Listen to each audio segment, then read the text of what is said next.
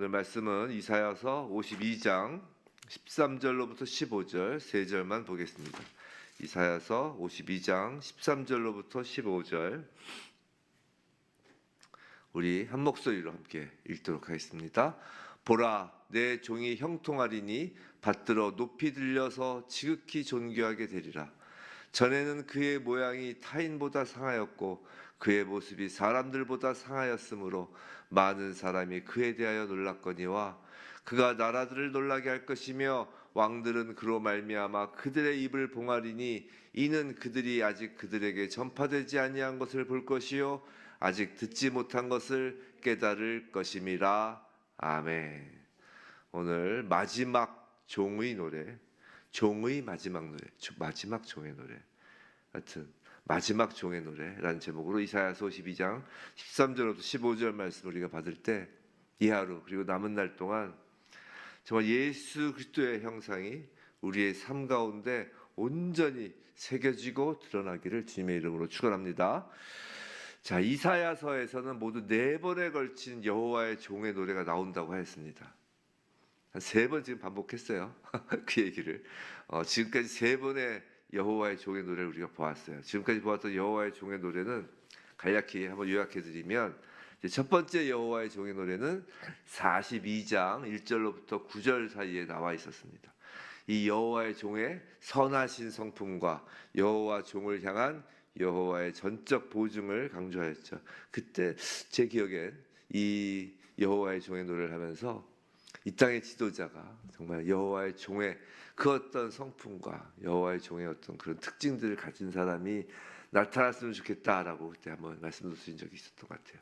자, 두 번째 여호와의 종의 노래는 49장 1절에서 7절인데 이제 여호와의 전적인 부르심과 영광과 승리의 약속을 강조했습니다. 여호와의 종은 정말 여호와께서 직접 부르신 그 어떤 주권적 사항이다라는 걸 이야기했죠.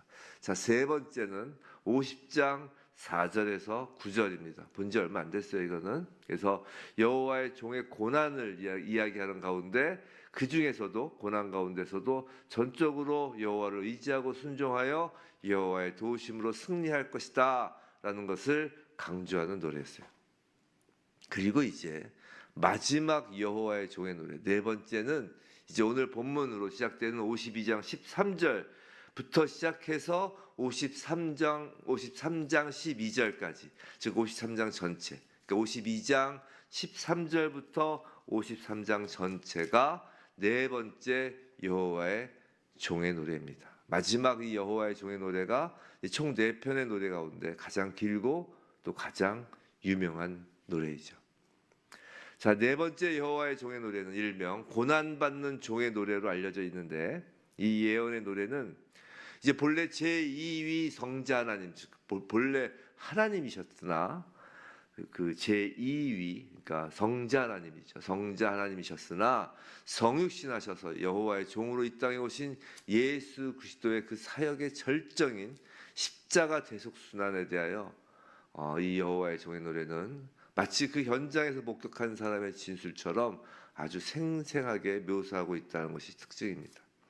이 마지막 종의 노래, 이 예언은 그로부터 700여 년이 지난 후에 이루어진 그 예수 그리스도의 그 십자가 사건과 너무나도 정확히 일치되는 것이기 때문에 이를 보는 우리 신약의 독자, 우리 성도들로 하여금 탄성을 금치 못하게 하는 부분이죠.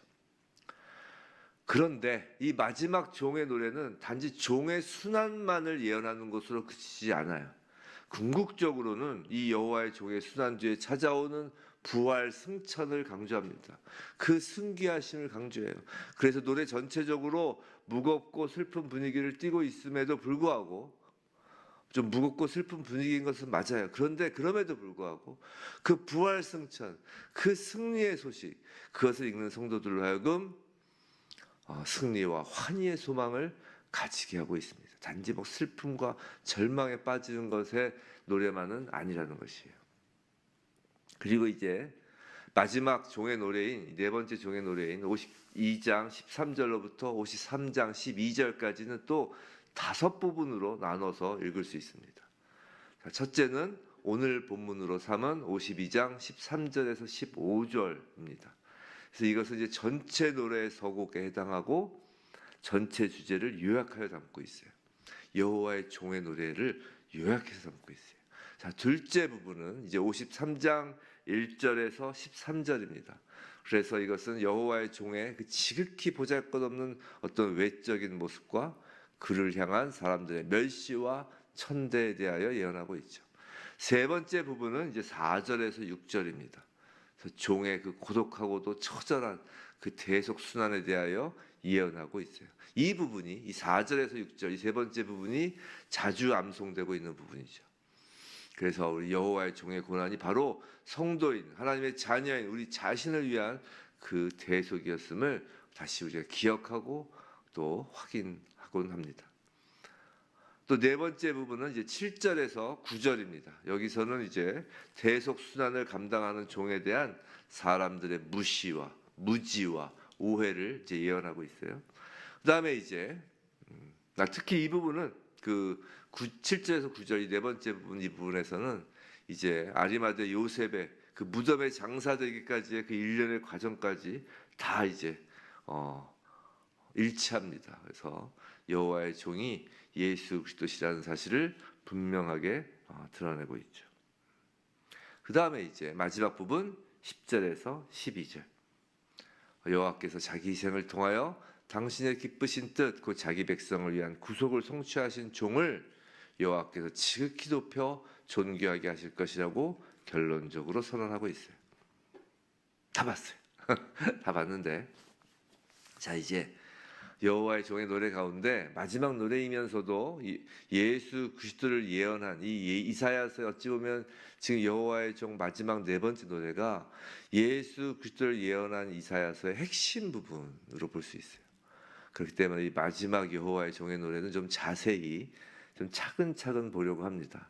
아침에 짧은 시간이지만 부디 이 마지막 종의 노래를 우리가 그냥 읽고 마는 것이 아니라 정말 곱씹고 곱씹어서 예수 그리스도의 은혜를 머리로만 아는 것에서 그치지 말고 가슴으로 느끼며 날마다 예수와 더욱더 연합하는 그 성령 충만함이 임하고 경험되길 주님의 이름으로 축원합니다. 자, 끝난 게 아니고요. 이제 축원합니다. 다 끝난 줄 알지만 끝난 게 아니고. 자, 이제 본격적으로 52장 13절부터 15절 오늘 전체 노래의 서곡에 해당하고 전체 주제를 요약하여 담고 있다고 했습니다.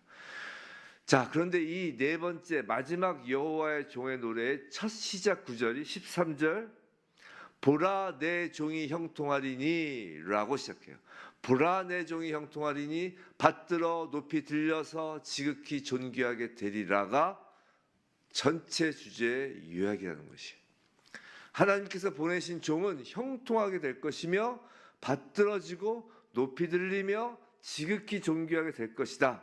이것이 예수 그리스도의 모든 사역의 결론인 것이에요. 형통하다로 번역된 히브리어 원어의 뜻을 좀 우리가 좀 알 필요가 있어요. 왜냐하면 우리가 보통 생각하는 그 형통하다 의미가 아니잖아요. 이 히브리어 원어의 뜻은 지혜롭다, 신중하고 사려 깊게 행동하다, 성공적으로 계획을 수행하다라는 의미를 갖고 있는 단어예요. 그래서 이것은 무슨 의미냐면 예수 그리스도께서 자신에게 맡겨진 사명을 성취하기 위해 해야 할 일을 정확히 이해하고 완벽하고도 지혜롭게 수행할 것을 지금 예언한 것이라는 거예요. 형통하다는 뜻은 바로 그거란 것이죠. 예수 그리스도께서 완전한 순종으로 모든 하나님의 뜻과 말씀을 성취하심, 그 형통함을 이루시고 이어서 세 가지 표현이 이제 점층적으로 나타납니다. 받들어 높이 들려서 지극히 존귀하게 되리라. 이 점층법을 쓰고 있어요. 받들어는 이제 존경받는 자리로 이렇게 옮겨짐을 의미하고요. 높이 들려서 이것은 그리스도의 인격과 사역이 이렇게 확 드러나는 것을 의미하고요. 지극히 존귀하게 되리라. 이것은 궁극적으로 하나님의 영광 가운데 놓임을 뜻합니다. 하늘 보좌 우편에 앉으시는 것을 뜻하죠. 자, 신약의 빌립보서 2장 9절에서 11절 이 예언의 성취를 이렇게 말하고 있어요. 빌립보서 2장 9절에서 11절 제가 읽어드릴게요. 이러므로 하나님이 그를 지극히 높여 모든 이름 위에 뛰어난 이름을 주사 하늘에 있는 자들과 땅에 있는 자들과 땅 아래에 있는 자들로 모든 무릎을 예수의 이름에 꿇게 하시고 모든 입으로 예수 그리스도를 주라 시인하여 하나님 아버지께 영광을 돌리게 하셨느니라 라고 사도 바울이 이 이사야서 예언의 성취를 이렇게 빌립보서에서 말씀하고 있어요. 그런데 한번 생각해 봅시다. 사랑하는 성도 여러분, 예수 그리스도를 믿는다라는 그 믿음이란 예수 그리스도와 연합됨을 의미하는 거예요. 예수 그리스도와 우리가 이렇게 연합되는데 그 연합되는 그 매개체가 믿음이잖아요. 그래서 믿음이라는 것은 곧 연합됨을 의미하는데 예수 그리스도는 십자가의 고난을 겪으시고 부활하시고 하늘에 오르셔서 아버지 우편에 앉으셨단 말이에요. 지금 이사야는 고난받는 종의 마지막 결과가 결국 하나님의 완전한 높이심이다라는 것을 선언한 거라고. 이것이 예수 그리스도의 결론이에요. 자, 그런데 우리의 삶도 종종, 아니야 어쩌면 자주 이해할 수 없는 고난의 길을 걸어가야 할 때가 있죠. 그런데 예수를 믿는다고 아까 뭐라고 했죠? 연합된다고 그랬죠. 예수를 믿으면 이제 그 고난이 이해가 되기 시작하는 거예요. 우리의 삶에 이해할 수 없는 고난의 길을 걸어갈 때가 있는데 예수를 믿으면 이제 그 고난이 이해가 되기 시작한다는 것이에요. 예수와 연합되었기 때문에. 하나님은 성도의 고난을 통해 당신의 뜻을 이루십니다. 예수를 믿는 성도의 형통함이란 고난이 없는 삶이 아니라 그 삶이 고난이란 형태를 띠든지 아니면 뭐 평강의 형태를 띠든지 세상적인 형통의 형태를 띠든지 하나님의 계획을 온전히 이루는 과정이에요. 이 성도의 형통함이란 하나님의 계획을 온전히 이루는 과정이 형통함이라고요. 어떤 형태를 띠든지 하나님의 뜻이 이루어지는 것이 형통이라는 것입니다. 그리고 하나님의 자녀를 향한 궁극적인 뜻은 그 형통함의 완결편은 받들어 높이 들려서 지극히 존귀하게 되리라에 맞추어져 있는 것이에요. 예수 그리스도와 연합되었기 때문이죠. 하나님의 종에 있어서 고난은 끝이 아니라 영광의 통로인 것입니다. 자, 오늘 보면 14절. 전에는 그의 모양이 타인보다 상하였고 그의 모습이 사람들보다 상하였으므로 많은 사람이 그에 대하여 놀랐거니와 라고 합니다. 이 구절은 고난의 실상을 적나라하게 묘사하는데 아주 엑기스로 묘사하는 것이죠. 그래서 상하다라는 것은 그냥 뭐 대충 상하다 이런 게 아니라 정말 못 알아볼 정도로 사람이 볼 수 없을 정도로 훼손되었다는 것을 뜻해요. 즉 신체적으로 뿐만이 아니라 정신적 파괴까지를 포함하는 단어예요. 예수께서는 가시관을 쓰시고 채찍에 맞으시고 십자가에 못 박히시고 침뱉음을 당하시고 뺨맞음을 당하시고 그분의 얼굴과 몸은 고통으로 인해 사람의 형상 같지 않게 되었고 그분의 마음과 정신은 갈갈이 찢어지는 거라고. 이러한 모습을 본 사람들로 하여금 사람들이 그를 외면하게 만드는 장면이라고요. 사람들이 기대했던 메시아는 이런 모습이 아니었어요. 영광스럽고 아름답고 권위 있는 모습이었지만 실제로 오신 메시아는 고난받는 종의 모습으로 오셨습니다. 그래서 찰스 스펄전 목사님이 이런 말씀을 하셨어요. 이런 말을 하셨는데 십자가의 그리스도를 직면하지 않고 영광의 그리스도만 보기를 원한다면 우리는 참된 복음을 아는 것이 아니다라고 말하였습니다. 성도 여러분, 십자가 없이 부활은 없는 것이에요. 그래서 누가 뭐라 해도 기독교는 십자가입니다. 복음은 십자가예요. 상한 종을 외면하는 자는 높아진 종도 알 수가 없는 것이에요. 솔직히 우리는 자주 우리의 기대대로 하나님이 일하시기를 원합니다. 우리의 기대대로만 하나님이 일하시기를 원해요. 그러나 하나님의 방법은 우리의 예상을 뛰어넘습니다. 하나님의 방법이 우리의 예상을 뛰어넘을 때는 그것이 높아진 종으로서의 기대도 뛰어넘을 수 있지만 그 전제로 늘 십자가가 우리의 예상을 뛰어넘는 것이에요. 그분은 고통 속에서 일하시고 상함 가운데서 구원을 이루십니다. 성도 여러분, 현재 질병과 가난과 관계와 뭐 자녀와 뭐 어떠한 상황이든지 그런 어떤 어려움과 고난 속에 계신 분 계신가요? 아마 다 고난 중에 계실 거예요. 저희 자주 고난 중에 계신 분 계신가요? 그러면 마치 안 계신 분이 계신다는 것처럼 생각이 들겠지만 사실은 모두가 고난 중에 있습니다. 우리가 거울을 보시고 고난 중에 있는 우리의 얼굴에서 예수 그리스도의 얼굴을 발견하시기 바랍니다. 예수를 믿음으로 연합되시기 바랍니다. 만일 우리의 고난 중에서 예수의 모습을 발견하지 못한다면 그 고난은 그저 고통일 뿐이에요. 하지만 우리의 고난 중에 우리의 얼굴에서 예수의 얼굴을 발견하면 그 고난은 고통이 아니라 은혜와 감사가 되는 것입니다. 자, 15절.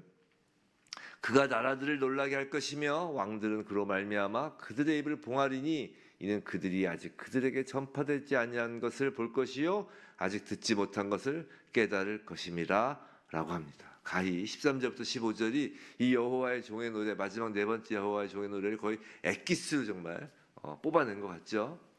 자, 여기서 놀라게 할 것이다 라는 말을 히브리어를 좀 말표가 있는데 그가 나라들을 놀라게 할 것이면서 놀라게 할 것이며 해당하는 히브리어가 야체란 단어인데 이 단어는 이렇게 뿌리다, 정결케 하다라는 이 제사 용어예요. 그래서 대제사장이 이 속죄의 피를 백성을 위해서 이렇게 뿌리는 것과 같은 표현입니다. 자, 예수 그리스도의 핏뿌림은 단지 이스라엘에만 국한된 것이 아니었다고요. 팔레스타인 그 예루살렘 그 성전 안에서만 예수 그리스도의 핏뿌림이 이루어진 것이 아니라고요. 2000년 전 그 골고다 언덕에서의 그 십자가에서만 예수 그리스도의 핏뿌림이 이루어진 것이 아니라고요. 공간과 시간을 뛰어넘어서 온 세상을 향하여 예수 그리스도의 핏뿌림이 있을 것임을 지금 예언한 것이에요. 복음은 단지 이스라엘에게만 머무는 것이 아니라 모든 나라와 민족에게 놀라운 소식이 되는 것이에요. 사람들은 예수 그리스도의 십자가와 부활을 듣게 될 때 그들은 그 충격적인 진리를 마주하게 되는 것이에요. 성도 여러분, 우리가 복음을 전할 때 복음이 전해지는 그곳, 복음이 전해지는 그 사람에게 예수 그리스도의 핏뿌림이 있음을 영적으로 보시기 바랍니다. 너는 왕 같은 제사장이라고 하세요. 물론 대제사장은 예수님이지만 우리가 제사장이라고 하세요. 이 땅에서 제사장이라는 것은 뭐냐면 이 말씀을 선포할 때, 복음을 전할 때 예수 그리스도의 그 보혈의 핏뿌림이 있는 거예요. 우리가 전하는 복음은 세상을 놀라게 하는 복음입니다. 새 사람들의 상식을 깨뜨리는 메시지이기 때문이에요. 십자가는 세상의 지혜로는 이해할 수 없는 방식이기 때문입니다. 그래서 이 강대상에서 말씀을 전할 때 이 핏뿌림이 있는 거거든요. 말씀에. 그래서 말씀 안에 다른 걸 섞으면 안 되는 거예요. 예수 그때 보혈에 혼합물을 섞으면 안 된다고요. 다른 것을. 우리가 복음을 전할 때 다른 것을 전하면 안 된다고요. 성도 여러분, 우리는 예수를 믿나요? 정말 예수를 믿나요? 그렇다면 예수 그리스도와 연합된 그리스도인입니다. 연합되었기에 우리의 인생은 그냥 흘러가는 시간이 아닙니다. 예수 그리스도와 연합된 그 순간부터, 우리가 믿는 그 순간부터 우리의 인생이란 시간은 그냥 흘러가는 시간이 아니에요. 하나님의 계획이 이루어지는 형통한 인생인 것입니다. 그 끝에는 부활의 영화로움을 입는 존귀한 자리가 기다리고 있습니다. 우리가 예수와 연합된 그리스도인이기에 이제 우리의 고난도 단순한 고통일 수 없습니다. 예수가 드러나는 영광의 고난이며 은혜이며 감사의 자리인 것이. 무엇보다 복음을 전하기 위한 그 고난이야말로 예수와 가장 밀접한 하나됨이 이루어지는 순간입니다. 말씀을 선포하고 말씀을 전하고 말씀을 가르치는 그 순간이야말로 예수와 가장 밀접한 하나됨이 이루어지는 순간이에요. 왜냐하면 예수 핏부림의 통로가 되는 순간이기 때문입니다. 예수를 믿는 그리스도인에게서 이제는 내 인생이란 없습니다. 우리가 이제부터 호흡이 끝날 때까지 불러야 하는 마지막 인생 노래는, 전에 한번 새벽 수요일에서 그런 말씀 드린 적이 있죠. 인생 노래 하나, 찬송 하나 있어야 되겠다. 우리가 호흡이 끊기는 그 순간 정말 찬송 하나 있어야 되겠다 했는데, 그 마지막 인생 노래의 주제는 예수 그리스도의 노래, 종의 노래일 뿐입니다. 부디 마지막 종의 노래, 예수의 노래가 우리의 노래가 되어서 할렐루야 찬송하며 주님을 따르는 히즈웨이브 처치, 그리고 성도 되길 주님의 이름으로 축원합니다.